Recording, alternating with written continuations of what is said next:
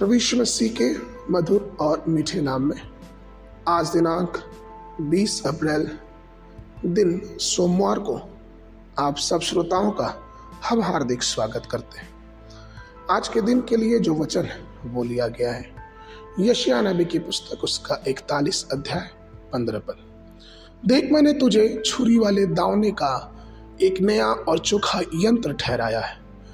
तू पहाड़ों को दाय दाय कर सुचुम धूली कर देगा और पहाड़ियों को तो भूसे के समान कर देगा। प्रियो, आज का विषय है तेज किया गया।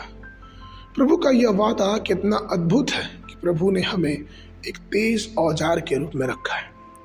एक ऐसा औजार जो पहाड़ियों को भूसी के समान बदलने की शक्ति रखता है।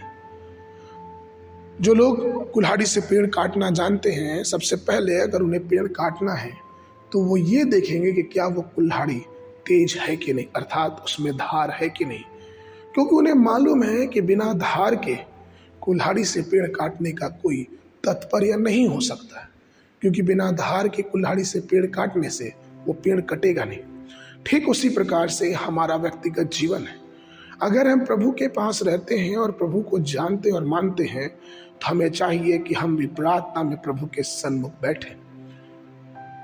उसकी उपस्थिति में बैठना ही हमारे जीवनों को तेज धार बनाती है। उसके चरणों में बैठना ही हमारे जीवनों को तेजी से सुधारने की कोशिश करती है। बाइबल कहती है यशायाह नबी की पुस्तक उसके 40 अध्याय के 31 पद में, परंतु जो यहोवा की बाट जोहते हैं वे नया बल प्राप्त करते जाएंगे। वे काबों की नाई उड़ेंगे, वे दौड़ेंगे और श्रमित ना होंगे, चलेंगे और थकित ना होंगे।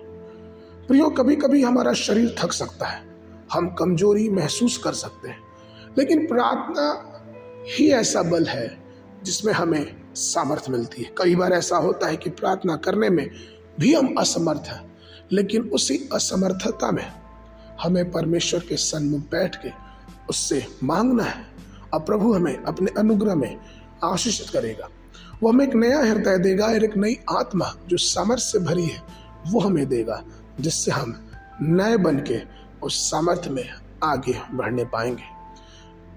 यहेजकेल की पुस्तक उसका 36 अध्याय 26 पद कहता है कि मैं तुमको नया मन दूंगा और तुम्हारे भीतर नई आत्मा उत्पन्न करूंगा और तुम्हारी देह में से पत्थर का हृदय निकालकर तुमको मांस का हृदय दूंगा। इसलिए प्रियो, आइए हम उस महान परमेश्वर के सन्मुख अपने जीवनों को समर्पित करें, जिससे हमारा जीवन एक तेज धार के समान इस संसार में अंधकार की शक्तियों के सामने लड़ने के लिए आगे आ सके। आगे के वर्णन के लिए 2 कुरिन्थियों उसका 5 अध्याय 17 पद। सो यदि कोई मसीह में है तो वो नई सृष्टि है, पुरानी बातें बीत गई, देखो वे सब नई हो गई। बाइबल अध्ययन के लिए सुबह के समय 2 सामुएल उसका 9, 10 और 11 अध्याय, संध्या के समय लूका रचित सुसमाचार उसका 15 अध्याय 11 पद से लेके 32 पद तक। परमेश्वर आप सबको आशीष दे।